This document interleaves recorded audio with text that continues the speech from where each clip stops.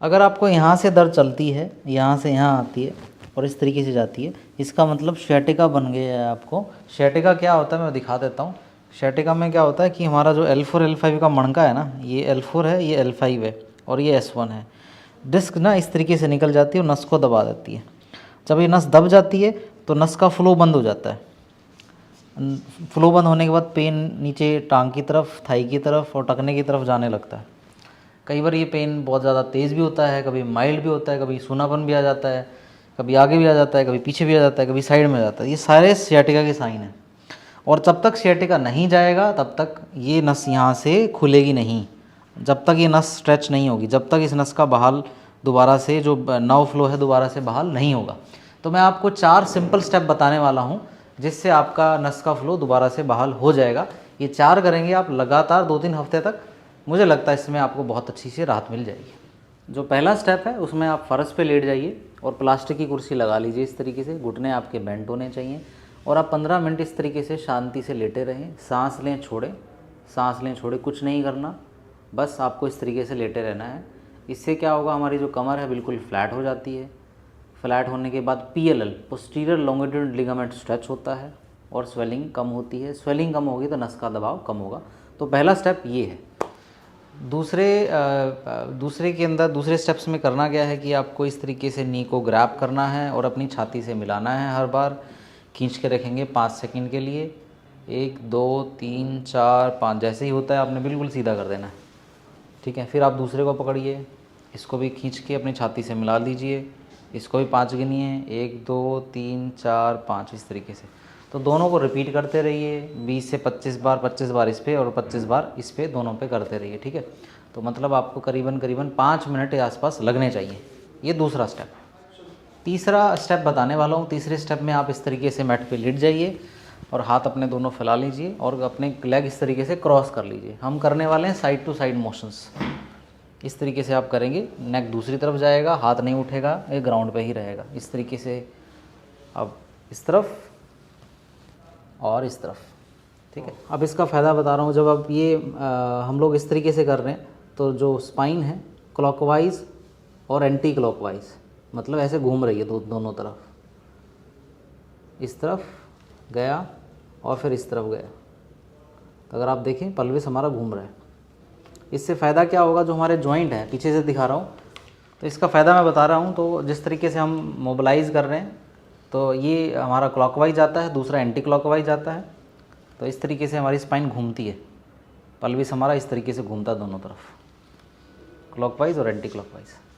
इससे फ़ायदा ये होगा कि हमारे जो जाइगोफिजियल जॉइंट है, फैसेट जॉइंट जो है, वो मोबिलाइज होंगे, क्लॉकवाइज और एंटी क्लॉकवाइज दोनों तरफ इस तरीके से घूमेंगे।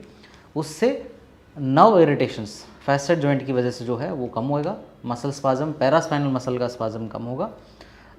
मसल्स की एट्रोफी है वो कम होगी, ब्लड फ्लो बढ़ेगा और ये बहुत ही फ़ायदेमंद एक्सरसाइजेज है। इसमें कड़क कड़क की साउंड लेफ़्ट या राइट करते समय आ सकती है, ऐसा होना नॉर्मल है, इससे कोई फ़र्क नहीं पड़ता। इसको ध्यान रखिए। पहला इस तरीके से एक लेग इस पे है, इसके बाद चेंज कर लीजिए 5 मिनट के बाद दूसरा वाला लेग। तो इसको भी आप 5 मिनट तक इस तरीके से दोहराते रहिएगा, ठीक है। इसमें भी कड़क आ सकती है, कड़क आना बिल्कुल नॉर्मल है। चौथी एक्सरसाइजेज जो है वो है ब्रीजिंग एक्सरसाइजेज, जिसको बोलते हैं सेतु बंद आसना। आपने बार बार सुना होगा। इसको सही करने का तरीका मैं बताता हूँ आपको। उठाइए ऊपर, जैसे ही आप उठाएंगे, बहुत ज़्यादा नहीं उठाना, बस इसके पैरेलल होना चाहिए। उठाने के बाद बटक स्क्वीज़ करिए ऐसे 5 सेकंड, 1 2 3 4 5, छोड़ दीजिए। नीचे जाइए, नीचे टिकाइएगा मत, ग्राउंड पे टिकाइएगा मत, जाते रहिए, टिकाइएगा मत। और यहीं से उठाइए, फिर से स्क्वीज़ करिए बटक्स, 1 2 3 4 5, छोड़ दीजिए। नीचे जाइए, ग्राउंड पे टिकाना नहीं है। फिर से उठाएंगे, स्क्वीज़ करिए बटक्स, 1 2 3 4 5 और नीचे जाइए, ग्राउंड पे टिकाइएगा मत। तो ये है ब्रीजिंग, मॉडिफाई ब्रीजिंग। इसमें क्या होगा, आइसोमेट्रिक हम ग्लूटियल की भी कर रहे हैं और साथ के साथ में हम एक तरीके का मोबिलाइजेशंस भी कर रहे हैं एक्सटेंशन पैटर्न में। ये एक मिक्स्ड और एक्सटेंशन पैटर्न आइसोमेट्रिक एक्सरसाइज है, ब्रीजिंग का मॉडिफिकेशन है। बहुत ही फ़ायदेमंद होती है ग्लूट को मजबूत करने के लिए, लोअर पैरास्पाइनल मसल को, स्पाजम को कम करने के लिए और स्ट्रेंथनिंग करने के लिए। ओवरऑल आसपास जो एक्सेसरी एसोसिएटेड मसल्स हैं स्पाइन की, बहुत ही फ़ायदेमंद। इसको भी 5 मिनट दोहराते रहिए, कम से कम 50 स्टेप ज़रूर करिए इसका। पांचवी एक्सरसाइजेज जो है वो है एक्सटेंशन पैटर्न की, मिक्स्ड एक्सटेंशन पैटर्न की। इसमें पूरा तरीके से एक्सटेंशन नहीं होता, सुपरमैन एक्सरसाइजेज है ये, ठीक है। इसमें इस तरीके से आप हाथ ऊपर कर लें थोड़ा सा, 10-12 डिग्री, 15 डिग्री के आसपास, 15 मैक्सिमम, और हल्का सा लेग उठा लें, बस ग्राउंड से उठें, खींचना नहीं है, बस ग्राउंड से उठ जाएगा।